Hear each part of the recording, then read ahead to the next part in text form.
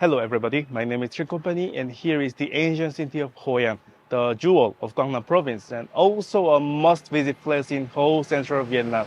This video is HOIAN travel guide. You will learn of almost things to travel HOIAN. What is it? Where is it? Things you can do in here and its pros and cons.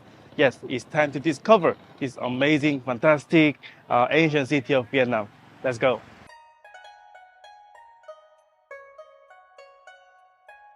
HOIAN is a small city in the central Vietnamese province of Quang Nam. It has a population of about 150,000, which is less than 50% of Da Nang and only 1.5% of Saigon, the largest city of this country. The direct distance from Da Nang is about 25 kilometers, a little further than Bana Hill. In many ways, HOIAN is an unremarkable small city by modern standards, but it's also one of the best tourist destinations in central Vietnam. Even UNESCO declared the middle of Hoi An as its World Heritage Site. Yes, this was once a thriving trading center. Archaeological evidence suggests that people have been trading here since the 2nd century BC, but you can't see many traces of it in Hoi An today. Its golden era was around 16th to 17th century. Just as Vietnam today is geographically Southeast Asia, but culturally East Asia, Hoi An was the meeting point between East Asia and the world beyond. The goods trade were Asian: silk, ceramics, porcelain, spices. The people who came to visit ranged from the Japanese and Chinese in the neighborhood and the Dutch from as far away as Europe. At its peak, there were over 1,000 Japanese. It was the largest Japanese village in Southeast Asia, along with Ayutthaya, Thailand. But slowly, Hoi An's trade industry began to decline.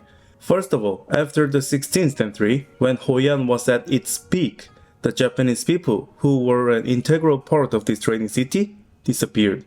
The Tokugawa Edo shogunate, which unified Japan, made Japanese merchants leave from overseas. Their basic diplomacy was isolation. And there was also the Civil War in Vietnam. During this time, most of the Japanese buildings were destroyed, and then the mainstream here became dominated by Southern Chinese. That's why most of buildings in Hoi An are now Chinese in style. And the final blow was the development of Da Nang, further north. The modern nation of France invaded Vietnam with larger warships and merchant ships. Tu Bon River was too narrow for them to operate. So the French start to develop Da Nang in earnest, which is right on the sea. Of course, this doesn't mean that Hoi An immediately falls into ruins. It just didn't prosper as the regional center it once was. During the French rule, Hoi An was still a trading city, and many European-style buildings were built during this time. The French called it Phai Pho, from the Vietnamese word Hoi An Pho, which means Hoi An village. So the official name is Ville de Phai Pho, which translates to Hoi An village of village. When you find the name Phai Pho in Hoi An, you can think, a vestige of a French colonial era. So Hoi An seemed just fall into a quiet riverside town with nothing happening. Here again, two good fortunes come into play. The first is that it hasn't been developed on a large scale. Big cities like Hanoi and Saigon have so many people and so much capital. So even in the old city center, there are a lot of new developments. If you look at Hanoi, it's the old quarter, but there are quite a few tall buildings. But Hoi An, even before it was designated a UNESCO World Heritage Site, it's not really an attractive neighborhood to build new buildings. So the old buildings were well preserved. And the second thing is that it escaped the devastation of Vietnamese War. Lots of historic sites has destroyed during the war, just like Mi Son temples on the west. Hoi An was lucky enough to keep its old town. It's ironic, actually, because it was fallen river town. It has no strategic value, so there was no attack. It was saved because it has lost its glory. And so, after it was declared a UNESCO World Heritage Site, the Vietnamese government has also taken care to preserve the village and restricted development and designate no core street. Here's how UNESCO describes the Hoi An ancient town. Hoian Ancient Town is an exceptionally well-preserved example of a Southeast Asian trading port dating from the 15th to the 19th century. Its building and its street plan reflect the influences, both indigenous and foreign, that have combined to produce this unique heritage site. Okay, so that's an overview of Hoi An. So with that background, let's take a look at some of the features of Hoi An.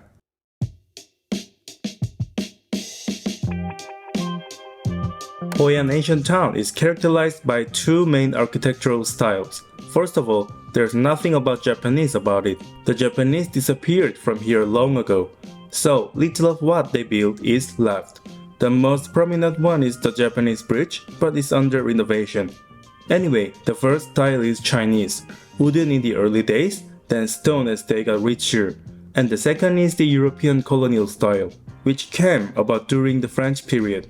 And it's not just European and Chinese areas. The two styles are intermingled throughout the ancient town. Some buildings even have both styles in the same building. This is what Hoi An is different from Kyoto, which has similar classical streets. Kyoto's famous Ninenjaka, Sanenjaka, and Gion, they are all wooden Japanese style, right? Hoi An is a destination with similar old streets, but with a fusion of Chinese and Western styles. Hoi An is a small riverside town. There are only plains around the area, and a well-preserved ancient town listed by UNESCO, there's not a lot of development around it, so there are no skyscrapers throughout the area. Inside the old town, there are all 2 or 3 stories, and the surrounding neighborhoods are 5 or 6 stories at most. And Old Town itself is designated as a pedestrian zone. There's no motorized vehicles, you can only use bicycle. So when you're traveling in Hoi An, you are going to be at the same height and speed as the people who were here hundreds of years ago. This makes traveling in Hoi An even more immersive. And while Hoi An is most famous for its ancient city, but it's not the only thing that area has to offer.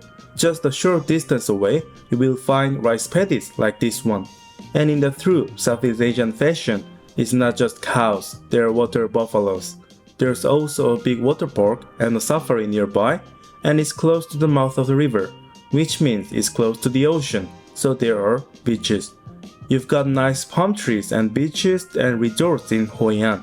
There's nothing wrong with a just day trip to see the ancient city, but it is also fun to spend a couple of days here and enjoy all that it has to offer.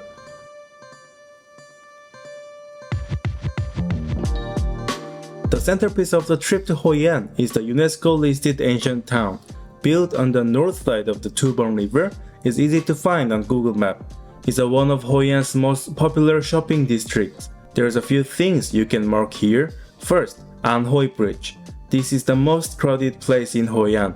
South of here, there's a wish boat ride, and the Hoi An night market is down on the road.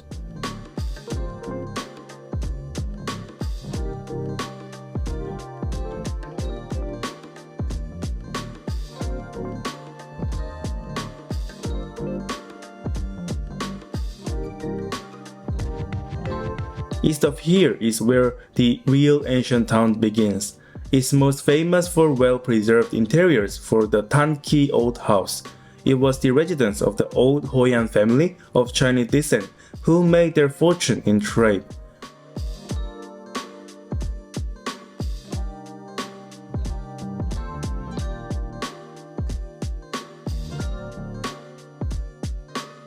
Other than that, there are a few cafes, souvenir shops, and a variety of other things. There are a couple of rooftop cafes. If you want to see Hoi An from above, this is the place to go. You will be able to see a lot of roof tiles. In the east, near Hoi An Central Market, is literally a local market. It sells vegetables, meat, fish, things like that. Unlike the old town, which is quieter in the morning, this one is busiest in the morning. There's no accommodation inside the ancient town, so almost Hoi An's hotels are located around here. It's right next to the ancient town, so they are all pretty classic. Yeah, let's see.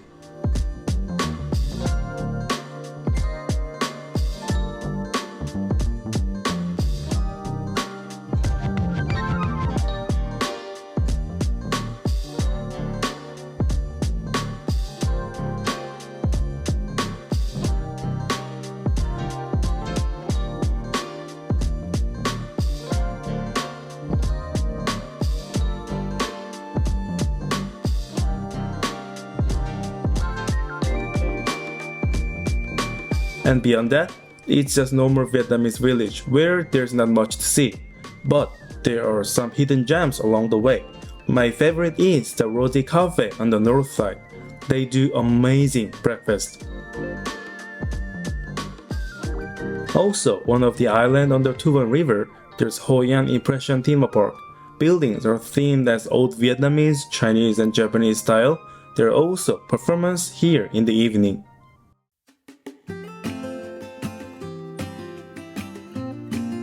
If you want to experience something different in Hoi An, head north of the Old Town.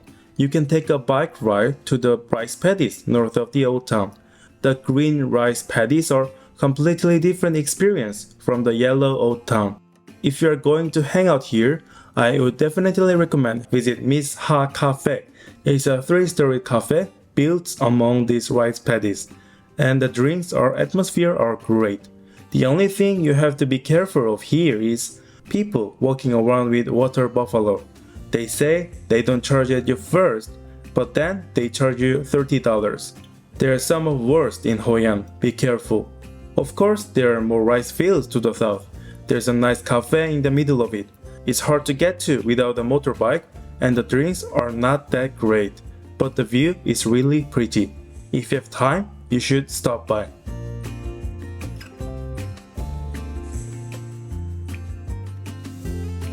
On the way here, there's also Tan Ha Pottery Village. It's just a bunch of houses where people make, sell, and experience pottery. And the Terracotta Museum is often bundled into package tours. Then there's a Hoi An famous coconut boats on the east. Boats are not actually made of coconut, they're just shaped as coconut. You board on the boat in the small village and then you go around the big river. There's also a marina around here that takes you to Cham Island. It's the only place for hopping tour around Hoi An. Its underwater is not very beautiful and has only few fishes, but it is the only option. Now the beach. There's a long stretch of Mi Khe Beach that starts at Da Nang and goes all the way to Hoi An. It divides into An Bang Beach and Ha Mi Beach and more, but they are all the same. It's mostly a resort area, like south of Da Nang Mi Khe Beach. It's less crowded and there are fewer, but there are still some brands. Renaissance of Marriott to the south, Four Seasons to the north. The Four Seasons in particular has a reputation as the best resort in central Vietnam, even surpassing the Intercontinental on the Da Nang Son Peninsula. Finally, the last area, Nam Hoi An, south of Thu Van River. There's not really much here, it's just a lot of empty land, but there's only one theme park of Vin Group, called Vin Wonders. It's a combination of river safari, water park, and other things. There's no competition in this area near Da Nang, so there are quite a few people with children. There's another water park north of Da Nang called Mikazuki, but Vin Wonders is way better than Mikazuki.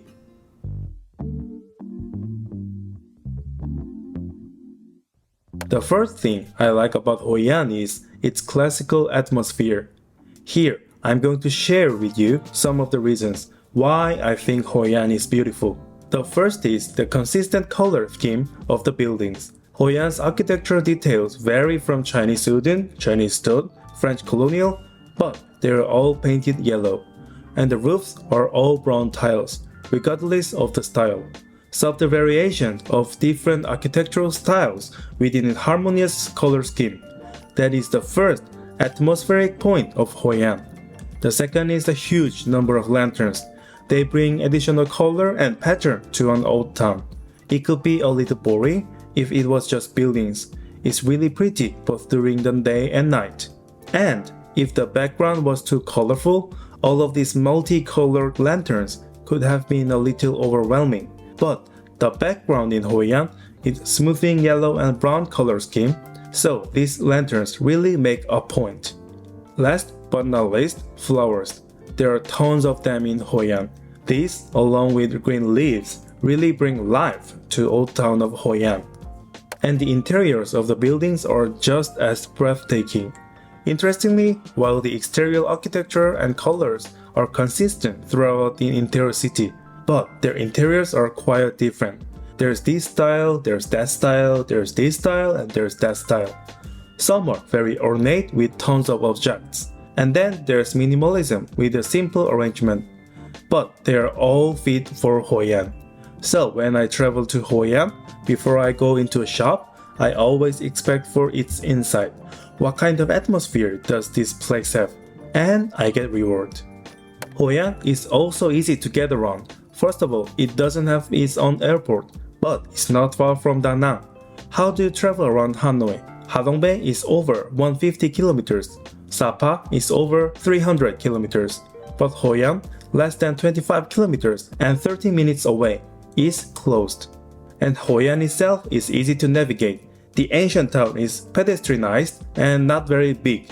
You can easily get around on foot or better yet, rent a bike. In Sapa, if you don't have motorcycle, it's very difficult. You can ride a bicycle in Ninh Binh, but it's hard because the scale is very large. HOIAN is just compact and easy. Although there are a lot of hotels and spas near the ancient town, so it has a great place to stay and take a break at any time. HOIAN is the best in Vietnam for traveling convenience.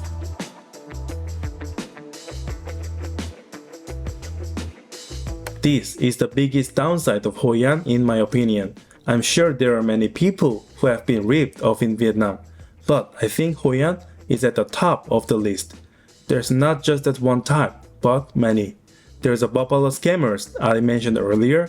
Even in HOIAN old towns, there are a lot of substandard shops. There are a lot of short-term tourists, so they can easily rip you off. There are spas that are overpriced with poor service. Some cafes are so expensive just for 2 drinks. It's nothing special, it's just a can of Coke and a cup of tea. HOIAN's hardware is awesome. Classic buildings, beautiful lanterns, heritage from the past, but a lot of current stuff don't follow them. Coconut boats are first activity that comes to mind when you think of HOIAN, but the program itself is vague. You ride a little bit, sway around, watch going around, and tipping. There's also the HOIAN Impression theme park and show that's heavily advertised. It costs around $30, which is a shame, because there are a lot of real authentic stuff in the old town, and just next to them, they built new traditional buildings. So the theme park part doesn't feel like much. The show is also boring with its organization. It's really hard to fill an hour without dialogue. I understand the intention to create content, but as a tourist going there, you will like, I'm paying for this? Overall, yeah, it's fun to wander around the ancient city, but the activities that you have to pay for are disappointing in HOIAN. Last but not least, too many people. HOIAN is really beautiful, but it's also very crowded. The main area where you spend time is not that big, so HOIAN is really crowded, especially in the evening when the Tubon River is beautifully lit up. Of course, it's not 24/7 crowded. If you go around in the morning or late night, you will find a quieter city. But in the evening, when the crowds gather around the river, it's absolutely packed.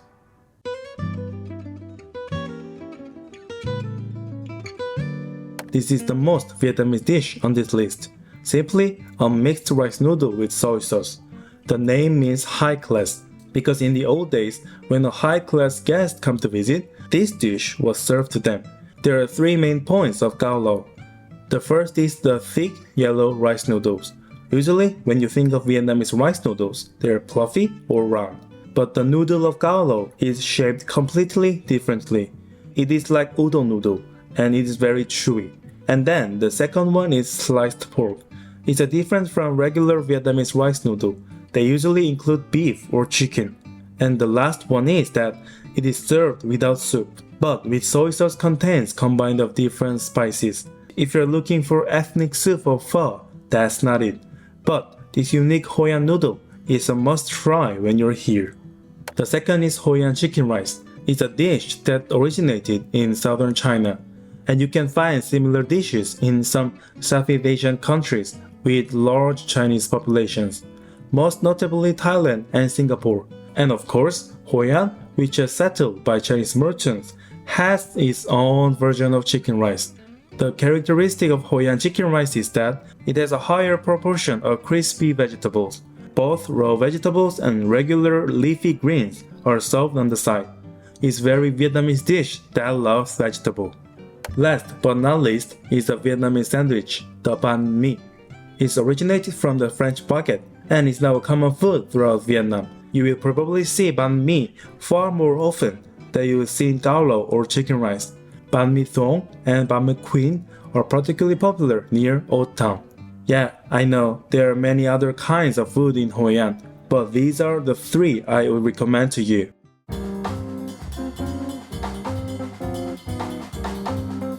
There are several ways to get around between Da Nang and Hoi An.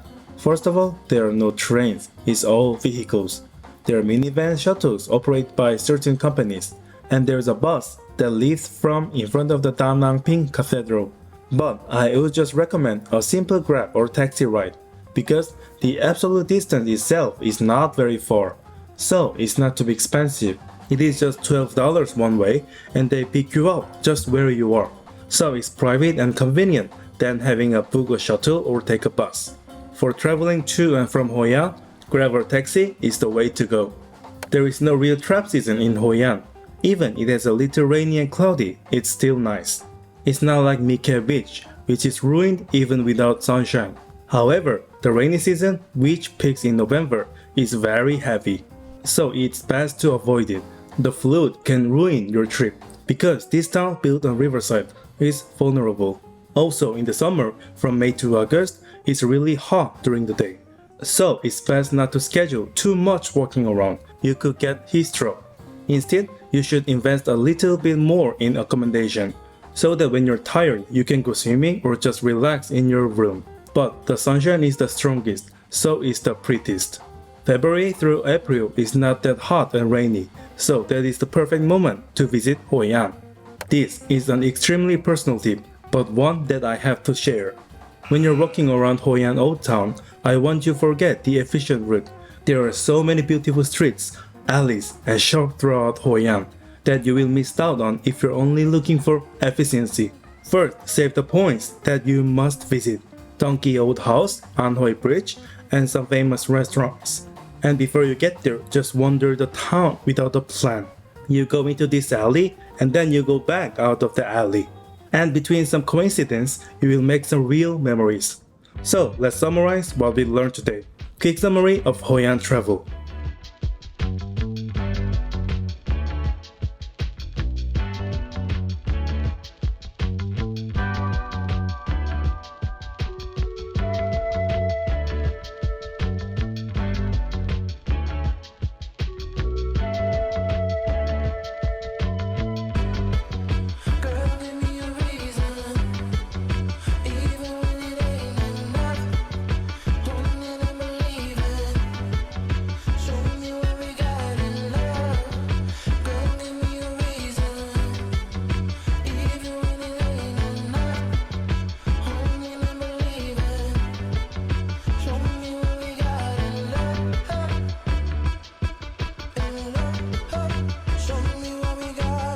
Yes, this is it. Now you know about the Hoi An travel itself. How is it? Are you excited of your upcoming Hoi An travel?